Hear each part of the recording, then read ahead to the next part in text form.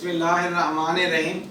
हमारा आज का टॉपिक है प्रेसिडेंट। ये एक सोर्स ऑफ लॉ है जिसको जो है as a source of law लिया गया है। प्रेसिडेंट का बेसिक मकसद यही है कि कोर्ट्स जो भी फैसले करती हैं वो उसके अंदर जो भी प्रिंसिपल ऑफ लॉ होता है वो फर्दर कोर्ट्स के ऊपर बाइंडिंग हो जाता है। इससे मल्टीप्लिसिटी ऑफ सूट्स को डिसाइड करना आसान हो जाता है। तो उसमें एक बाइंडिंग फोर्स पैदा करते हैं उसी प्रेसिडेंट के अंदर कि वो फोर्स जो है वो दूसरी कोर्ट्स को जो है वो मजबूर करती है या उनको जो है स्ट्रिक्ट करती है कि वो जो है फर्दर जो भी केसेस हैं उनके ऊपर उसी तरह के प्रिंसिपल लॉ को अप्लाई करें। तो आज हम जो चीज़ डिस्कस कर रहे हैं वो है कि ऐसे कौन से फैक्टर्स हैं, एलिमेंट्स हैं जो उस कोर्ट्स की जो उस प्रेसिडेंट की बाइंडिंग फोर्स है उसको कम कर देते हैं, और वो कौन से फैक्टर्स हैं जो बाइंडिंग फोर्स को कम करते हैं प्रेसिडेंट के अंदर। तो इस टॉपिक के अंदर आज हम डिस्कस कर रहे हैं। तो उसमें सबसे पहला जो सर्कमस्टांसेस है कि स्प्लिट डिसीजंस आते हैं। बाज़ों का जजेस जो है वो इख्तलाफात पैदा करना शुरू होते हैं, डिसीजंस में मुख्तलिफ किस्म की राय आना शुरू हो जाती हैं जिससे उसकी जो बाइंडिंग फोर्स है प्रेसिडेंट की वो कम होना शुरू होती है। जो ही इख्तलाफात पैदा होना शुरू होते हैं डिसीजंस के अंदर, कोर्ट्स के अंदर, तो वहाँ से जो है उसकी बाइंडिंग फोर्स कम होना शुरू हो जाती है।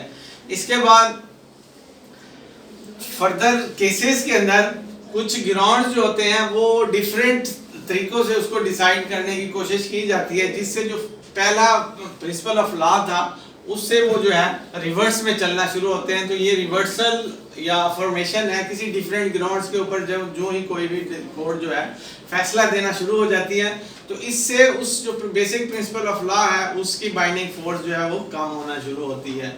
इसके नंबर 3 पे है एब्रोगेटेड डिसीजंस के समटाइम्स पुराने डिसीजंस को जो है वो ख़त्म कर दिया जाता है, मनसूख कर दिया जाता है, और इस लिहाज से भी उनकी जो पुराने जो प्रिंसिपल ऑफ लॉ हैं उनकी पावर या बाइंडिंग फोर्स जो है वो कम होना शुरू हो जाती है। तो एब्रोगेटेड डिसीजंस भी जो है इस के कुछ सर्कमस्टांसेस हैं, फैक्ट्स हैं जिनकी बेस के ऊपर प्रेसिडेंट की जो बाइंडिंग फोर्स है वो कम होना शुरू हो जाती है।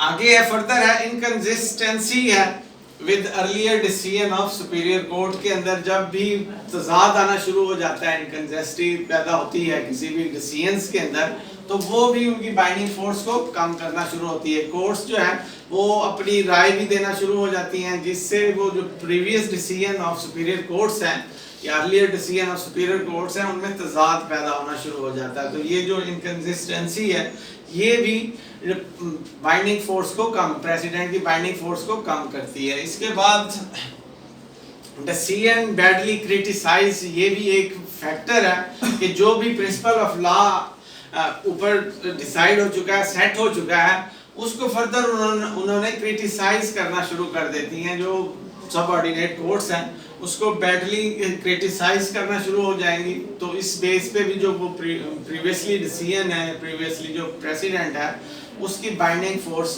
कम होना शुरू हो जाती है। तो ये डिक्रीज है, सर्कमस्टांसेस हैं। इसमें फर्दर है इग्नोरेंस ऑफ स्टैट्यूट्स, ऐसे प्रिंसिपल्स जो सेट किए गए हैं डिसीजंस के अंदर, अगर वो स्टैट्यूट्स को जो बेसिक लॉज हैं जो हमारी पार्लियामेंट ने बना के भेजे हैं, अगर वो उनको इग्नोर करते हैं तो इस तरह के प्रेसिडेंट भी अपनी बाइंडिंग फोर्स को जो है वो ख़त्म कर देते हैं या कम कर देते हैं।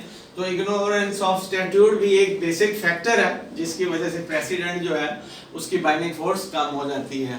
तो फर्दर एक्सपर्ट डिसीजंस भी आते हैं। समटाइम्स कुछ एक्सपर्ट्स के ऊपर जो है वो डिसीजंस होते हैं, एक्सपर्टली तौर पर डिसीजंस किए जाते हैं जिन में एक नया प्रिंसिपल सेट हो सकता है या नया प्रिंसिपल सेट किया जाता है, तो वो भी जो है फिर प्रीवियसली जो प्रेसिडेंट है उसकी बाइंडिंग फोर्स को कम कर देता है। तो ये आज का हमारा टॉपिक था कि वो कौन से फैक्टर्स हैं जिनसे उनकी प्रेसिडेंट की बाइंडिंग फोर्स जो है वो कम होती है। तो ये फैक्टर्स थे जिनको आज हमने डिस्कस किया है। कल इंशाल्लाह नेक्स्ट टॉपिक के साथ